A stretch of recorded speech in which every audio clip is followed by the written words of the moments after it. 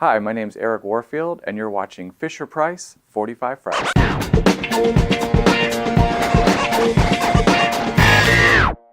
I did have a little bit of a hard time narrowing it down to just one record. Once I started going through them, it just opened up, of course, flood of emotions, Pandora's box went through. So I ended up going with The Collector in Me, and I picked a record that when I first started collecting records was always really elusive. Like I could never find it. And I bought all the other stuff. I had a bunch of other 7 inches and 12 inches of this band. Anything I found, I bought just because I had to have it. But I also had crazy like old punk rock records and stuff. So when I was probably in my 20s, like early 90s, I was moving, I was in between jobs, I had to get rid of stuff. I have comic books, I have books, I have guitars, I have all kinds of stuff. Records is a small part now, but I sold a bunch of my records, and I think it was at Green Hell Records in Hollywood, and I got about $200. And as I was leaving, I looked up on the wall, and they had this 7-inch. I took $50 out of the 200 I got, and I put it all into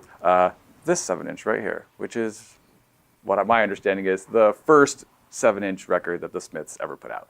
So it was meaningful to me. I was always a huge Smiths fan. I saw them in '86. Obviously they're in England. I'm here in Burbank, California. So I only got to see them the one time. But they always meant a lot to me. So I took all my punk rock records, Misfits, everything. But I kept some good punk rock stuff. My DC hardcore stuff, Bad Brains. I kept all that vinyl.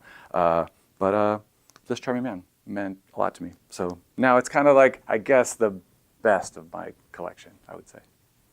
The one I would consider the most collectible, I guess, or most, I don't know, most precious. All the other stuff, I don't know. I could have old Beatles records, I wouldn't even know it. Old Led Zeppelin, it could be worth something. Or The Who records or something like that. They could be worth more. But to me, this will always be it.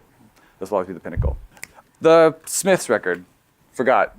I had a bootleg tape of the Smiths, and one of the songs they played in it, and I don't know if it just became one of my favorite songs because you never heard it, like it was never on a record, so that has a novelty to you, is a song called Gene. And I never knew what that song was. I never found it on any record. I never had it. I just had it on that tiny cassette tape that was a bootleg cassette tape with them playing somewhere in like '82 or something. And when I got this in my 20s, this is another aspect of why it's special. The B-side is Gene, and I went, oh, that's that song. That was the song I always wanted to. I always wanted to know where it was from and what, if it was a cover, they were playing it live or whatever it was. But no, it's the B-side to This Charming Man.